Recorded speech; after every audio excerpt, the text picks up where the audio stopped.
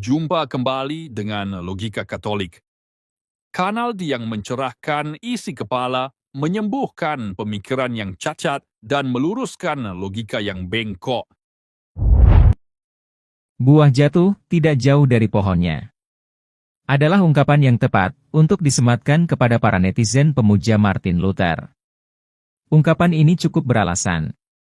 Kalau Anda membaca semua komentar dari para netizen Protestan di kolom komentar pada setiap video di channel Logika Katolik, maka Anda akan temukan bahwa Martin Luther adalah segalanya bagi mereka. Martin Luther laksana malaikat penolong yang dikirim Tuhan untuk menyelamatkan jiwa-jiwa dari kesesatan gereja Katolik. Begitulah klaim mereka. Karena banyak, jadi saya hanya tampilkan beberapa untuk mewakili yang lain, dan sebagai pembuktian atas ucapan saya. Misalnya yang ini.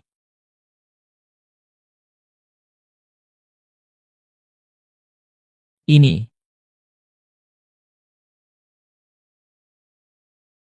Ini.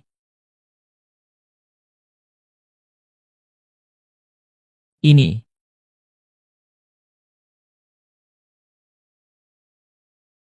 Dan yang ini.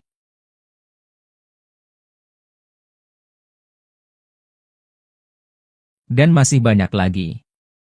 Inilah bukti, kalau Martin Luther dan ajarannya beserta watak dan temperamennya, ternyata terus melekat dan diwarisi anak cucunya hingga hari ini. Luther dan ajarannya begitu berharga bagi mereka, sehingga apapun yang disampaikan, tidak peduli salah atau benar. Apakah ajaran dari Bapak Gereja atau dari para rasul, atau langsung dari Alkitab sekalipun, tetap saja bukan ukuran kebenaran bagi para pemuja Luther ini. Bagi mereka, yang paling benar adalah Martin Luther dan ajarannya. Jika demikian, maka ajaran 5 sola fenomenal Martin Luther harusnya ditambah satu lagi, yaitu Solus Luther. Mungkin khusus mengajarkan tentang watak dan temperamen Luther yang luar biasa itu. Begitu sangat mengidolakan Martin Luther, sehingga seringkali mereka hanya membaca judul, tanpa menyimak isi videonya, langsung naik darah, lalu memberikan komentar yang sama sekali tidak berhubungan dengan isi video yang dimaksud. Beberapa contoh komentar yang menandakan kalau yang bersangkutan berpikir pakai lutut adalah menyinggung lagi moralitas para uskup dan imam. Seperti biasa, hal pelecehan seksual, homoseksual, pedofil, dan lain-lain. Ini semacam peluru karet yang setelah mereka tembak, tapi terpantul kembali mengenai wajah mereka.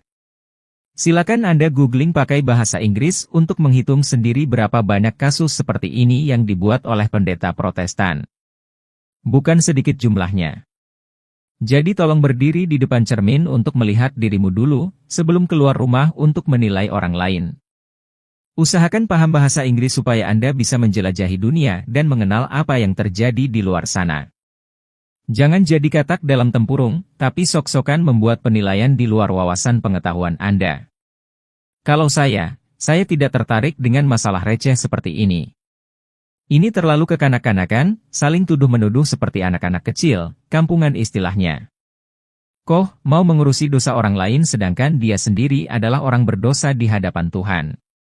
Lagi pula, apa hubungannya dengan ajaran gereja Katolik? Jelas saja, ini kasus pribadi, oknum, dan bukan ajaran gereja yang salah. Di episode sebelumnya saya sudah katakan, bahwa anggota gereja itu terdiri dari orang-orang kudus dan orang-orang berdosa. Orang-orang kudus terus membangun gereja, tapi sebaliknya orang-orang berdosa terus menjadi batu sandungan. Apakah kalian paham arti pernyataan tersebut? Tapi memang terlihat jelas standar pendidikan para penyembah Alkitab ini, tidak ada bedanya dengan salah satu bos mereka, yaitu pendeta M.Y.M., seperti yang sudah saya ulas di video ini. Secara umum level mereka semua sama, 11-12. Sok tahu untuk hal yang sebenarnya dia tidak tahu. Mau bilang konyol dan bodoh, kenyataannya, mereka bisa membaca dan menulis di ruang komentar. Mau bilang tidak waras, toh mereka bisa mengungkapkan isi hati dalam sebuah kalimat yang jelas maksudnya. Jadi, sangat mungkin sebutan yang paling pas adalah, mereka kesetanan. Bagaimana mereka tidak kesetanan? Ajaran yang disampaikan di dalam video-video ini, bukan opini pribadi saya. Saya hanya tampil untuk merumuskan dengan kata-kata dan bahasa yang sederhana, tidak lebih dari itu.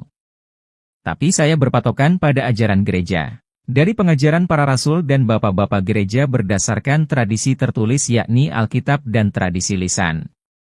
Catatan penting untuk Anda ketahui, bahwa anggota gereja Katolik, baik awam maupun klerus, baik perorangan maupun kelompok, tidak pernah mengeluarkan opini pribadi melampaui atau melebihi ajaran resmi gereja, atau ajaran magisterium gereja dalam katekismus gereja Katolik.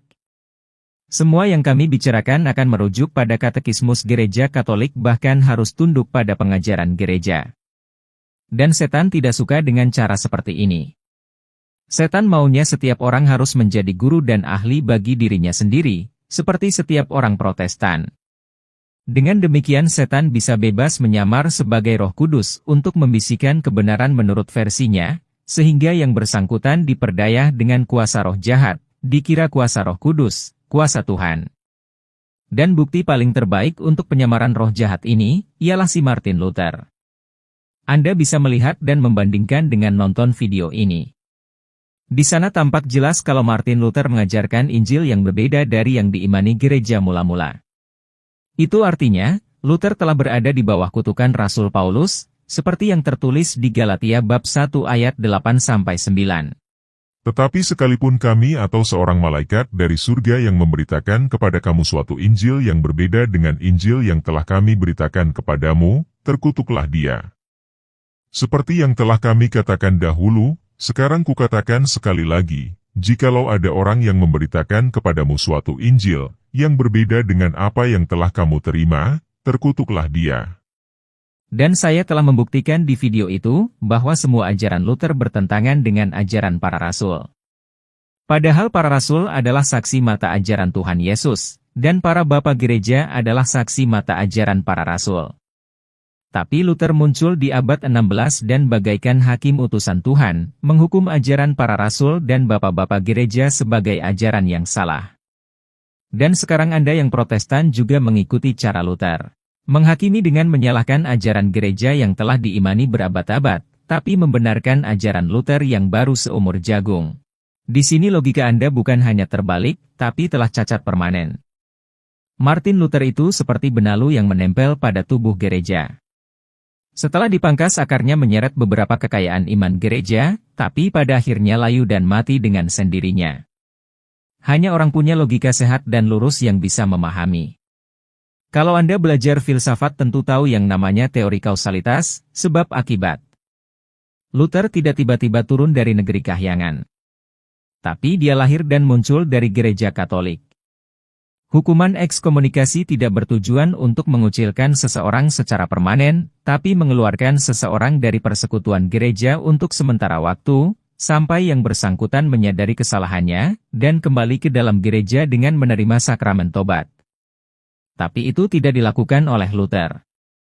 Dia tidak taat, tidak sabar dan terlalu cepat meninggalkan gereja. Justru dengan terlalu cepat mendirikan komunitas sebagai gereja tandingan, dan kembali dengan kekuatan penuh untuk menyerang dan mempersalahkan gereja. Silakan simak apa yang dikatakan Kaisar Charles V dari Jerman di tahun 1521 berikut ini. Kira-kira terjemahan bebasnya seperti ini. Seorang pendeta yang telah disesatkan oleh penilaian pribadinya, telah menentang iman yang dianut semua orang Kristen selama 1000 tahun lebih, dan dengan kurang ajar menyimpulkan bahwa semua orang Kristen sampai sekarang telah salah. Simak juga apa yang dikatakan oleh Santo Thomas More dari Inggris di tahun 1523, berikut ini. Luther, orang yang sama, yang bagaikan anjing gila, menyerang gereja, dan gigitannya yang berbisa dan merusak telah menyebabkan banyak jiwa binasa. Masih ingin berdalih dan mengatakan Luther benar? Masih ingin untuk terus melawan dan menghakimi gereja Kristus? Terserah, itu kebebasan Anda.